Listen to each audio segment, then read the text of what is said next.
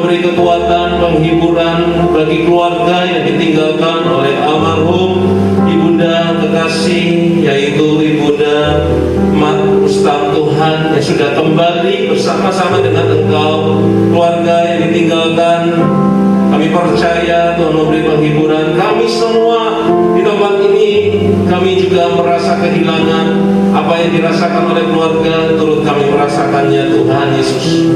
Dan hari ini lewat kebenaran firman-Mu yang menuntut setiap kami, yang menghibur setiap kami, di dalam nama Tuhan Yesus, semua kita yang siap untuk mendengarkan kebenaran firman Tuhan, bersama-sama kita berkata, amin. Puji nama Tuhan. Demikian saya membacakan bagi saudara, saudara-saudaraku, aku ingin supaya kamu mengetahui tentang mereka yang telah meninggal, supaya kamu jangan berduka cita seperti orang-orang lain yang tidak mempunyai pengharapan. Di ayat 14 dikatakan, jika kita percaya bahwa Yesus telah mati dan telah bangkit, maka mereka yang telah meninggal di dalam Yesus akan dikumpulkan oleh Elohim bersama-sama dengan Dia. Bapak Ibu yang dikasihi oleh Tuhan, ketahuilah bahwa hidup di dunia ini hanyalah sementara.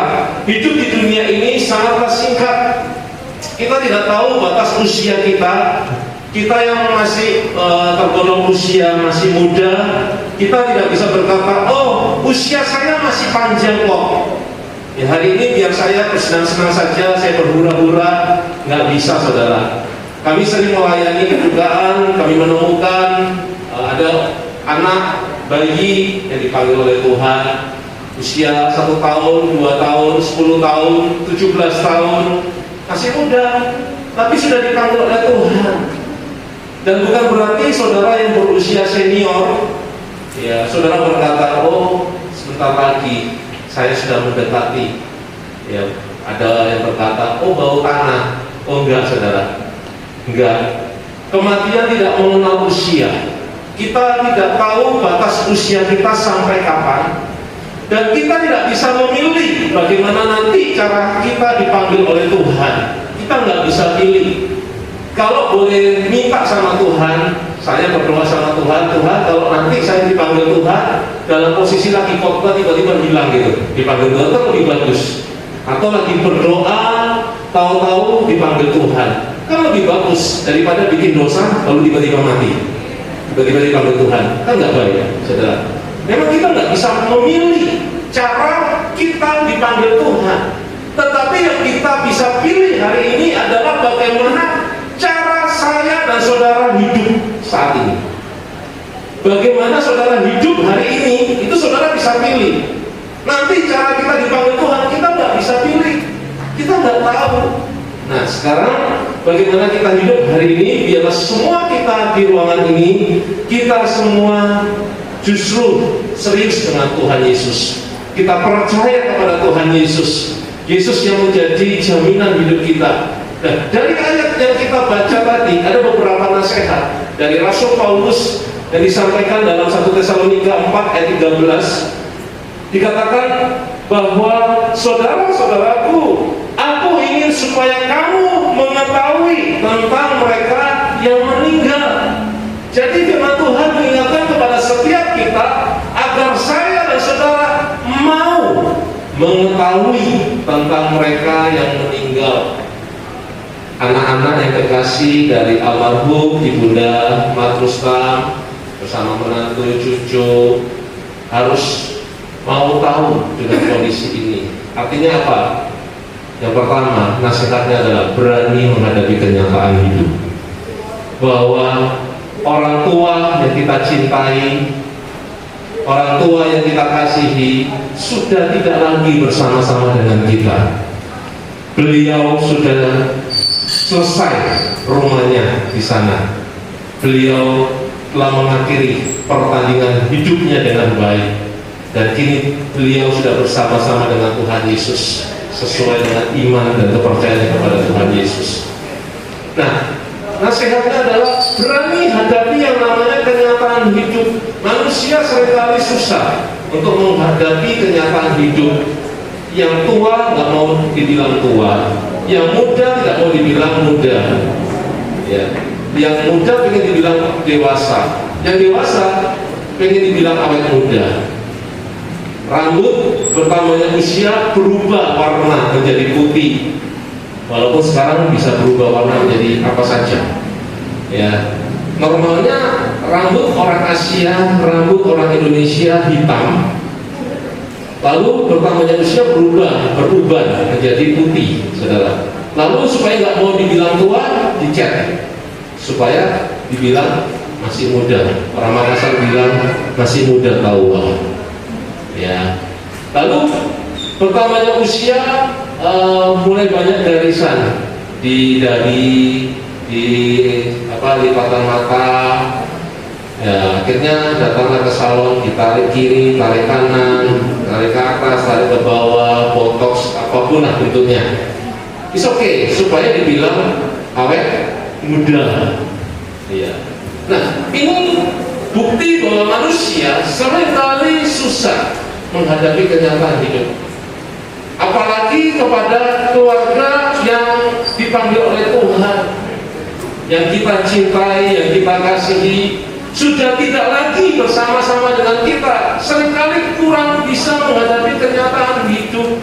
Bahkan ada yang menyalahkan Tuhan. Tuhan, kenapa engkau ambil mamaku yang tercinta? Enggak, semua indah pada waktunya. Di dalam Kristus Yesus ada waktunya lahir, ada waktunya kita kembali kepada Ibunya. Ada waktunya kita menangis, ada waktunya kita tertawa. Semua ada masanya, semua ada waktunya. Tetapi pengkhotbah berkata, segala sesuatu indah pada waktunya. Katakan amin. Berani menghadapi kenyataan hidup, itu yang pertama. Yang kedua, di ayat yang sama, ayat yang ke-13, firman Tuhan berkata, supaya kamu jangan berduka cita seperti orang-orang lain yang tidak mempunyai pengharapan. Supaya kamu jangan berduka cita seperti orang-orang lain yang tidak punya pengharapan. Ketahuilah bahwa saya dan saudara yang di dalam Kristus Yesus, saya dan saudara punya pengharapan. Dan pengharapan kita di dalam Kristus Yesus, firman Tuhan berkata bahwa pengharapan seperti saung, seperti jangkar, itu pengharapan di dalam Tuhan. Artinya apa? Tak tergoyahkan. Kalau kita percaya kepada Yesus, Yesuslah yang menjadi sumber pengharapan kita, saudara. Kita bersedih hati karena kehilangan orang yang kita kasihi, itu wajar. Kita menangis ketika kita kehilangan orang yang kita cintai, itu wajar, manusiawi. Tetapi firman Tuhan menyatakan kepada kita, yang kedua, bangkit dari rasa duka yang berlarut-larut. Berduka boleh, tapi kalau berdukanya berlarut-larut, jangan. Firman Tuhan berkata, kalau berduka berlarut-larut seperti orang yang tidak punya pengharapan. Padahal di dalam Yesus, Dialah sumber pengharapan kita.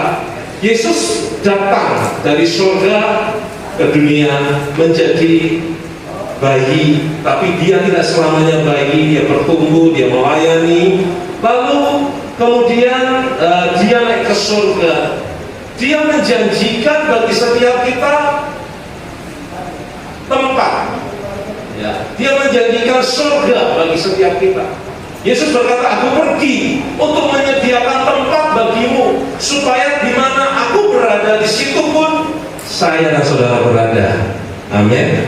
Kita berada di kekekalan surga. Nah, karena itu saudara, jangan sampai kita berduka berlarut-larut, mengurung diri di kamar, tidak mau makan 3 hari 3 malam, nggak mau mandi. Iya, enggak. Tapi ayo, setelah rangkaian semua, hari ini ibadah pelepasan dan sebentar dari tempat ini, dari rumah duka akan diberangkatkan ke pemakaman. Semua setelah rangkaian ibadah hingga ibadah pemakaman, keluarga, ada taulan semua yang mengasihi almarhum, ayo bangkit dari rasa duka, kita beraktivitas seperti sedia kala.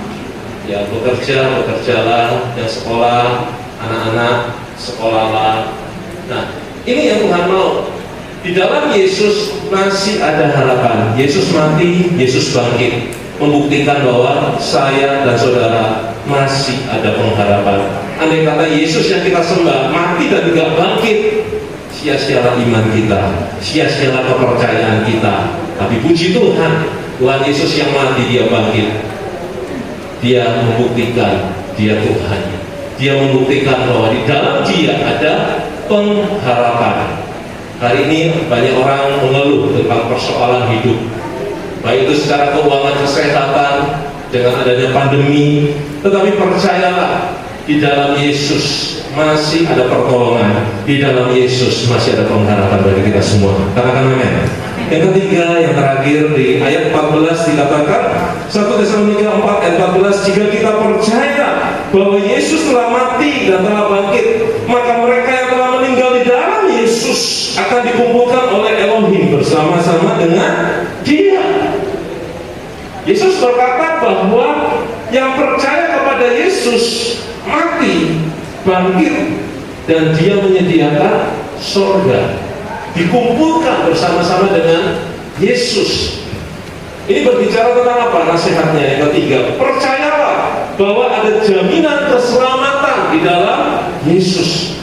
Di dalam Yesus tidak ada kata semoga. Di dalam Yesus tidak ada kata kiranya. Di dalam Yesus tidak ada kata iya nanti deh. Enggak, saudara. Enggak ada keraguan-keraguan di dalam Yesus. Yesus selalu memberikan jaminan kepastian. Kepastian hanya ada di dalam Yesus. Surga itu bukan fata morgana. Surga itu bukan cerita fiksi. Surga itu nyata. Dan surga Yesus janjikan bagi saya dan saudara yang percaya kepada Dia, yang beriman kepada Yesus, akan dikumpulkan oleh Elohim, oleh Tuhan bersama-sama dengan Dia dalam kekekalan di surga. Itu janji Tuhan. Jadi selalu ada kepastian di dalam Kristus Yesus. Suatu saat saya bertemu dengan salah seorang ini juga anggota militer waktu itu. Ya, dia bercerita kepada saya, bertugas pernah di jalur perbatasan. Ya, batasan mana? Bukan Makassar Maros, bukan. Perbatasan di Gaza. Saudara tahu Gaza ya? Perbatasan Israel itu, di perbatasan Gaza. Jadi dia menjadi utusan anggota PBB waktu itu. Lalu dia cerita sama saya tentang bagaimana orang di sana, orang Israel, dia seorang Muslim yang taat, saudara, Muslim yang taat sekali. Dan dia bercerita kepada saya waktu itu, Pak, saya itu selalu dengan orang-orang Israel. Saya heran, biasanya kan di berita-berita nggak kayak gitu ceritanya. Padahal dia orang yang rajin sembahyang 5 waktu. Pak, orang Israel itu baik loh. Masa kita yang Muslim diberi kesempatan untuk beribadah? Masa, Pak? Saya penasaran. Masa, Pak? Karena di berita-berita apalagi di TV kan katanya orang Israel jahat gitu kan, suka ngebom. Kan beritanya kayak gitu. Tapi dia berkata enggak loh, Pak, kita malah disiapkan tempat, dia yang sapuin, disapukan tempat yang kita dibersihkan. Lalu orang Israel berkata silakan beribadah. Wah, gitu ya. Lalu dia menceritakan semua kebaikan-kebaikan dirinya, saudara. Saya ini rajin, Pak, sembahyang, saya ini rajin beramal, saya rajin berbuat baik, saya kasih 2 jempol buat Bapak ini. Luar biasa, Bapak. Ya, luar biasa. Tapi maaf ya, Pak ya. Sekali lagi saya minta maaf. Saya mau bertanya kepada Bapak, kalau hari ini Bapak dipanggil Tuhan, alias tutup mata untuk selama-lamanya, Bapak yakin nggak masuk surga? Saya tanya gitu, saudara, anggota militer. Ya, kalau saya salah bicara kan bisa dijawab. Tapi waktu itu beliau berkata, Pak, jangan tanya gitu deh, merinding saya. Loh, Bapak ini kan orang baik. Semua perbuatan yang Bapak ceritakan tadi kan perbuatan baik. Saya acungi 2 jempol. Tapi saya tanya, Bapak yakin nggak masuk surga? Nggak yakin. Kenapa nggak yakin, Pak? Bapak kan orang baik. Nah, lalu akhirnya saya cerita bahwa memang tidak ada satu perbuatan baik yang membawa kita masuk surga. Sebagai orang yang percaya, kita tetap harus berbuat baik, bukan supaya selamat. Sekali lagi, sebagai orang yang percaya, kita harus tetap berbuat baik, bukan supaya selamat. Karena perbuatan baik tidak bisa membuat seseorang jadi selamat masuk surga. Enggak. Perbuatan baik kayak bagaimana yang bisa membuat kita masuk surga? Enggak ada, saudara. Karena standarnya surga sempurna. Kalau ada 10 soal, salah 1 nilainya 0, salah 2 0, salah 3 0. Karena di surga nggak boleh ada nilai karena standarnya sempurna sih. Salah 10 soal, salah 1 0, salah 2 0, salah 3 0. Lalu sampai kapan kita bisa dapat angka 10? Nggak akan bisa. Nggak mungkin saya dan saudara sempurna. Tapi puji Tuhan, karena Yesus baik, Dia melihat itu semua. Dia harus datang ke dunia. Dia menyatakan dirinya, dan Dia berkata, siapa yang percaya kepada Aku tidak binasa, melainkan beroleh hidup yang kekal. Itu jaminan yang Yesus berikan. Karena Yesus sadar manusia tidak bisa menyelamatkan dirinya. Yesus sadar bahwa manusia tidak bisa berbuat baik 100% sempurna, tidak bisa. Karena itu yang sempurna harus datang ke dunia. Untuk apa? Kita yang tidak sempurna disempurnakan oleh karena Yesus. Dia yang mulia rela jadi hina, supaya saya dan saudara yang hina oleh karena dosa kita dimuliakan. Dia yang sehat rela jadi sakit, supaya kita yang sakit jadi sehat. Itulah Yesus. Yesus yang mengasihi kita. Yesus yang mau berkorban buat kita agar apa? Semua kita beroleh selamat. Semua ingin masuk surga, bukan? Kalau saya tanya, ada nggak yang mau masuk neraka? Nggak ada, saudara. Semua kita ingin masuk surga. Tapi caranya bagaimana? Apakah perbuatan baik bisa menyelamatkan? Enggak. Yang bisa menyelamatkan karena saya, saudara, percaya kepada Yesus. Dia yang menjamin keselamatan kita.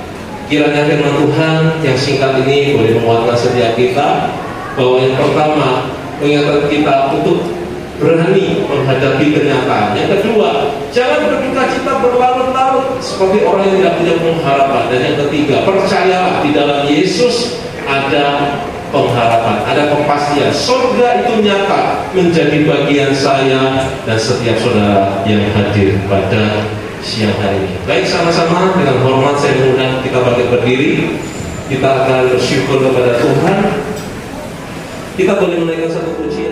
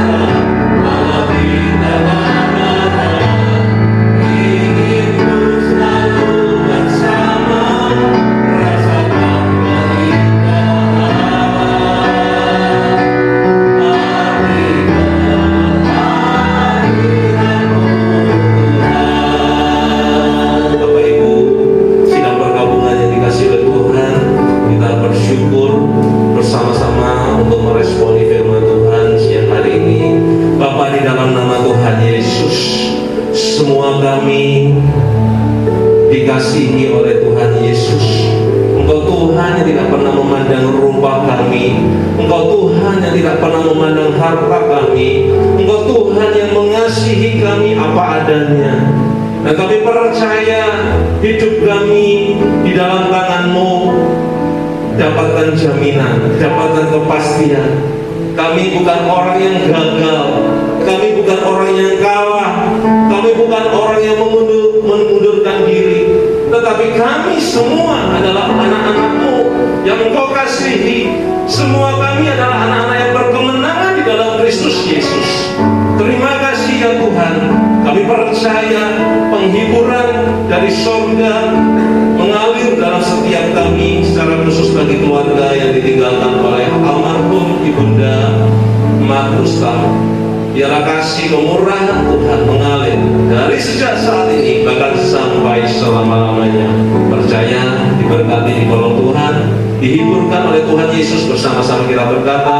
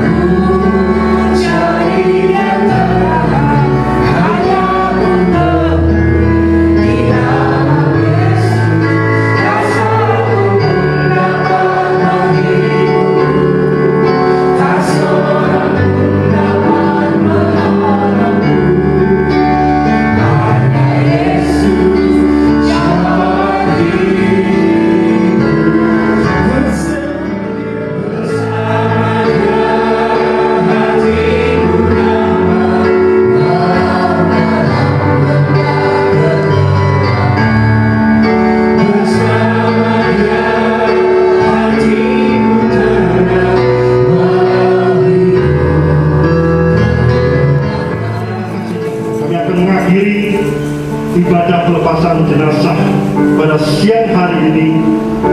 Biarlah untuk mencurahkan berkat buat kami semua.